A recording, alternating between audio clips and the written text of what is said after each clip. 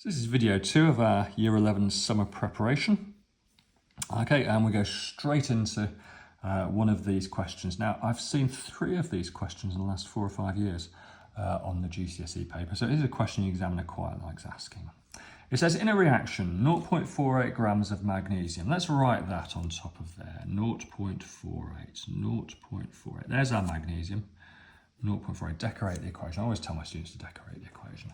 0.48 grams of magnesium produces 0.747 grams of iron, 0.747 grams of iron.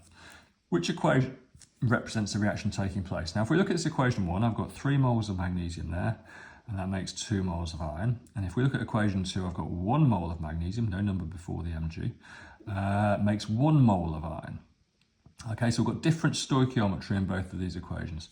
Now you'll notice in each of these, okay, I've got 0.48 of magnesium there and 0.747 there. Okay, there's nothing we've written above the iron sulfate and nothing we've written above the magnesium sulfate. So should we cross those out? We're just not interested in those at all. Cross those out. So what we want to know is which of these equations is correct. Well, if we do a standard calculating quantities question now, then one of these will give the answer 0.747, but they won't both. Okay, so I think we just do calculating quantities for, say, equation 1 and see if the answer is 0.747. So let's make the iron the question mark. Okay, now calculating quantities has 3 stages. Stage 1, moles. Moles equals mass over mR, or in this case AR, because we've got starting with atoms, aren't we? The mass here is 0.48. We wrote the mass on top of the magnesium. Okay, atomic mass of magnesium is 24, so 0.48 divided by 24. Let's stick that in our calculator and come up with an answer. 0.48 divided by 24 equals 0.02 of a mole. Equals 0.02 of a mole.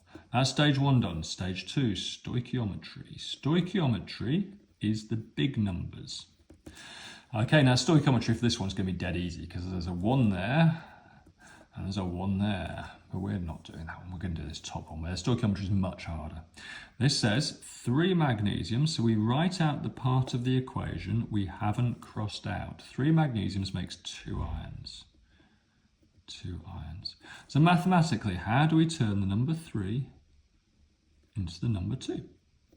Using divide or multiply. Now, you can do it whatever way you want, as long as at the end of your sum, okay, you have turned 3 into 2. If you're struggling to do that, well, how would we make 3 into 2? Well, if I make it into 1, that's much easier, isn't it? So if I divide by 3, and I'm not saying this is a long-winded way of doing it, but if you take 3 and divide it by 3, you turn it into 1, don't you?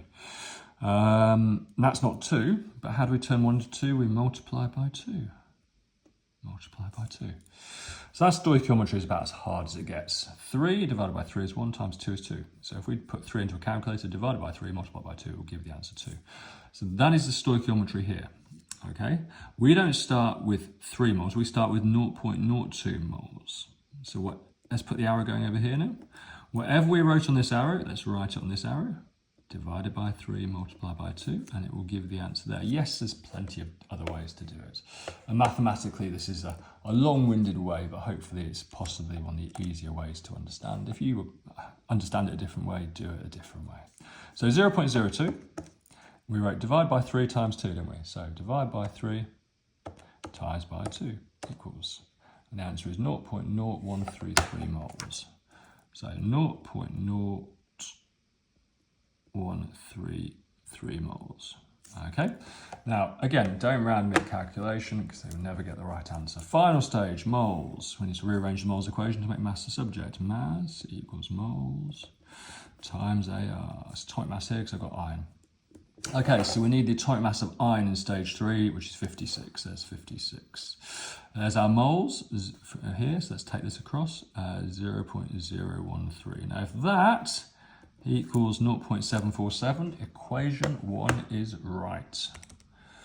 Okay, so 0.013333 times 56 equals 0.74, and we'll round that to 7. So it is going to be equation 1. Yeah, because that is that. Equation. Now, final thing we have to do, we have to state Which one is right? Equation 1 is correct. Okay, if you do the same calculation for equation 2, it will not give you that answer. Okay, so now there are other ways to do that calculation. If you've got another way of doing it, that's absolutely fine. But to be frank with you, I would do that because we have to learn how to do these calculating quantities questions. Right, separating techniques. Okay, that goes from very difficult to hopefully a bit more straightforward. This type of question, sort of question we'd find on the foundation and the higher tier. Okay, so label everything we've got here. So this is a fractional distillation kit. Okay, we can tell it's fractional distillation. This is fractional distillation. We tell it's fractional distillation because here we have got a fractionating column. This is a long column. Okay, this takes simple distillation and makes it into fractional distillation. Fractional distillation is used to separate mixtures of liquids with similar boiling points. It works because this column here is really rather long. Okay, if this column here was short, it wouldn't be fractional distillation, it would be simple distillation. Okay, so let's make that point again because this is test preparation. You have a test question about this type of thing. This is a long column, so that makes it fractional distillation, useful for separating a mixture of liquids. If this column were much shorter, hint, hint, it wouldn't be fractional distillation, it would be simple distillation. Okay, here we've got a round bottom flask. Okay, we're going to heat down there, aren't we? We've got a beaker over here. We're going to collect the distillate in. This is our condenser. The condenser is what cools the vapors down. We need a thermometer at the top because that will tell us the boiling point of whatever is boiling off. Okay, now these two arrows here. The condenser is cooled by cold water. The cold water in always goes in at the bottom. Heat rises, isn't it? So our cold water goes in the bottom and then it's going to cool this pipe down, this delivery tube down, if you like. And once that cooling water's done its job, the cooling water out goes out the top. Now, the reason I say that, and the reason I highlight that is on the foundation tier for the last couple of years, we have seen this question. Where does the water go into the condenser? Where does the water come out of the condenser? Next question. All right. Got to have some questions about core practicals. Right, so in an experiment, see how pH changes during neutralization. Calcium hydroxide powder is added 1 gram at a time to 50 centimeter cubed hydrochloric acid. Okay, so this is the practical where you had a beaker of acid down here. Okay, and then you had a spatula full of calcium hydroxide, which is an alkali, and you added 1 gram at a time to the acid and you monitored the pH. Right, if we're using phenolphthalein and it's acid at the start, it will be colourless, okay, and it will be pink at the end for the alkali. Right, explain how and why the pH changes during this experiment, okay. Now again, examiner favourite question, I've seen this one 3 out of the last 5 years. So again, this one comes up all the time, okay. Now you've had this specification for you as we start to see the questions that repeat constantly. Okay, so it's 3 marks. So we need to say something about the start. We need to say something at neutralization, because we have neutralization in the middle. Okay, and we need to say something at the end. 3 marks. Now this is acid. So at the start, especially if it's hydrochloric acid, it is hydrochloric acid, isn't it? Okay, it's a strong acid. Hydrochloric acid is a strong acid. So if it's a strong acid, what's our definition of a strong acid? Fully dissociates in water to give a high concentration of hydrogen ions. So the pH, because of that, the pH is 1 to 2. So at the start, the pH is 1 to 2. Why? Because there's a high concentration of hydrogen ions, our first marking point. Right, neutralization. When we add hydroxide, add the alkali. Okay, when you add the alkali, definition of a strong alkali is it fully dissociates in water to give a high concentration of hydroxide ions. When we add the alkali, we are adding hydroxide ions, OH minus ions, hydroxide ions. Okay, and they neutralize the acid. The acid is the hydrogen ions. hydrogen ions. And we could even do an ionic equation for that, couldn't we? So the H plus ions of the acid react with the OH minus ions of the alkali to make water, H2O. The water made, let's do the end a bit lower down.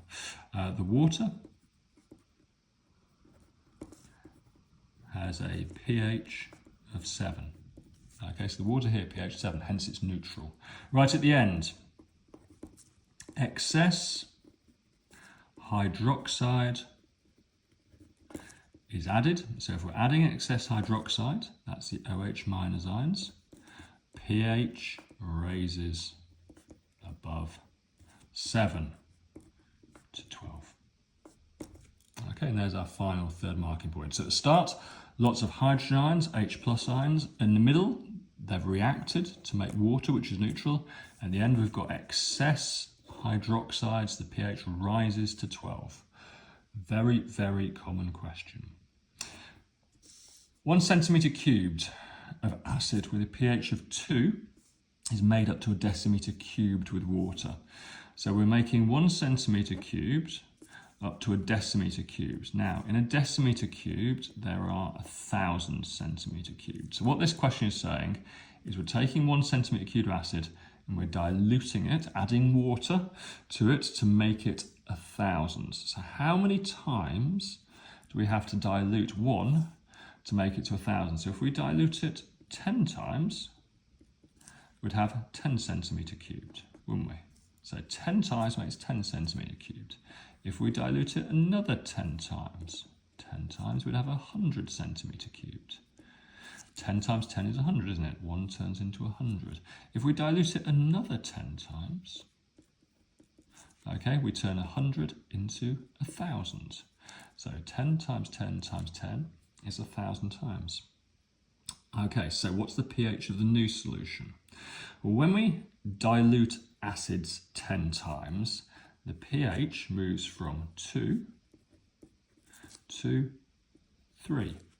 So when we take 1 centimetre cubed and dilute it 10 times, the pH, the acid gets more dilute, the hydrogen ion concentration reduces, and when it's been reduced 10 times, the pH changes 1 place on the pH scale.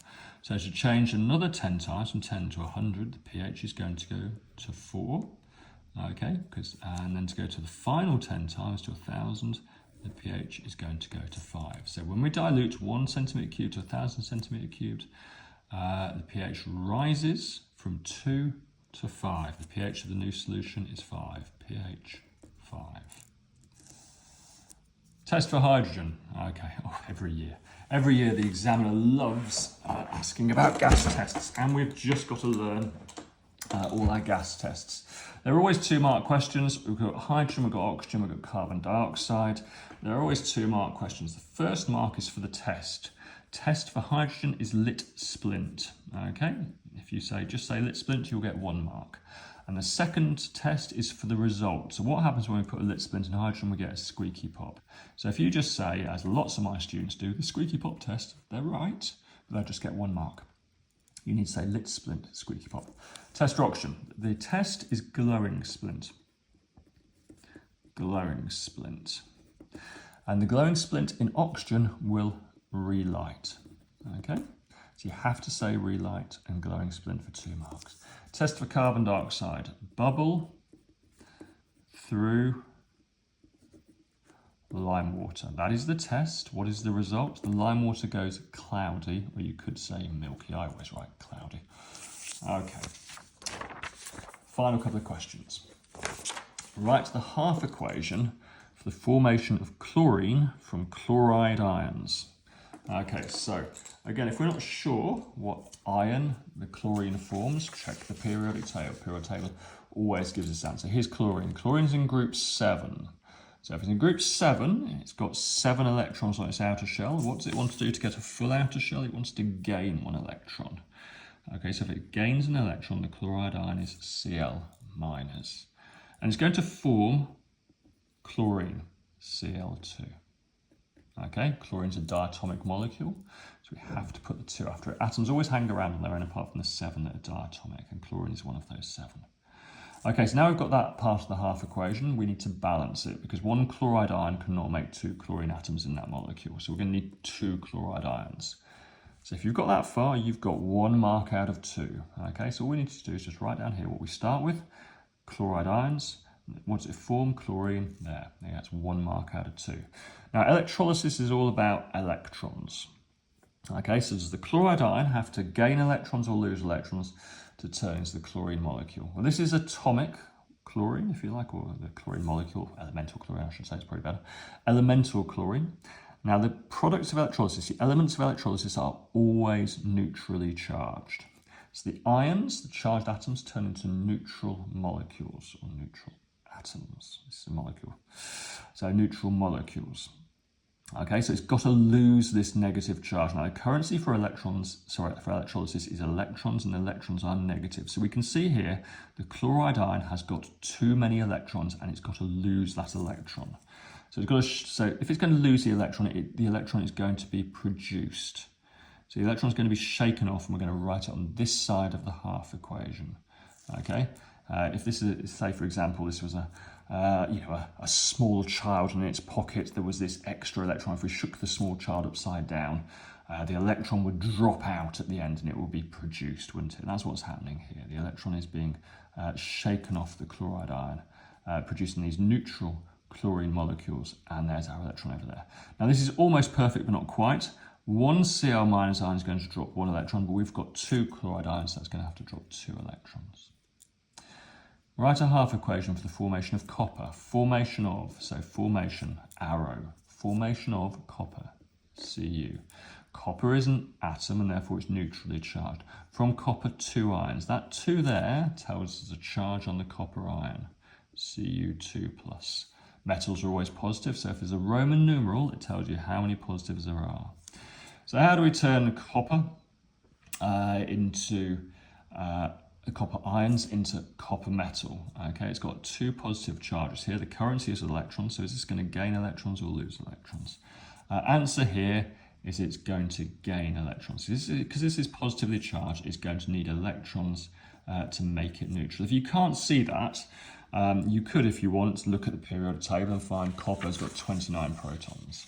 Here's copper, here it's got 29 protons. And you could draw out 29 positive charges and balance them out with electrons. I can't quite be bothered to draw out 29 positive, so I'm just going to draw out 5. Let's say copper has got 5 protons. It doesn't, it's got 29. But let's say it has 5. Okay, this is the 2+ ions. There must be electrons in this copper to balance all these positives apart from these 2 here, leaving them all on their own. Okay, that's why that's 2 positive. That negative balances that positive. That electron, if you like, balances that proton. That electron balances that proton. That electron balances that proton. These 2 left on their own, hence it's 2 positive. Over here, this is neutral copper. So if this had 5 protons, okay, let's draw the 5 protons, because proton never changes, does it? The number of protons never ever changes. It's locked in the nucleus. This one over here is neutrally charged, so there must be 5 electrons balancing out every one of those protons. So what's the difference between that and that? Well, this one here has got to gain 2 electrons. It's got to gain 2 electrons, negative, negative, to go there and there to make that. Okay, now as I say, it's got 29 protons, not 5, so that's technically incorrect, but hopefully you can see why it needs to gain electrons. Okay, and there's our half equations done. Cool, right. To do well in this test, you have to learn your core knowledge. Now, there's loads of core knowledge in year 10. I've put down in this test just the core knowledge that you need. Every one of these pieces of core knowledge would be helpful to you if you're going to do well in this test. Likewise, I will guarantee that none of the questions that we've gone through here are in your test, but I will guarantee that every question in your test is very similar to one I've gone through in these 2 videos. Okay, if you've got any questions at all, please ask me or your chemistry teacher, but the very best of luck with your revision. You won't regret doing it. I promise you won't regret doing it. You won't regret doing it for the mocks, and you would certainly not regret it in the summer when you do your GCSE. Very best of luck.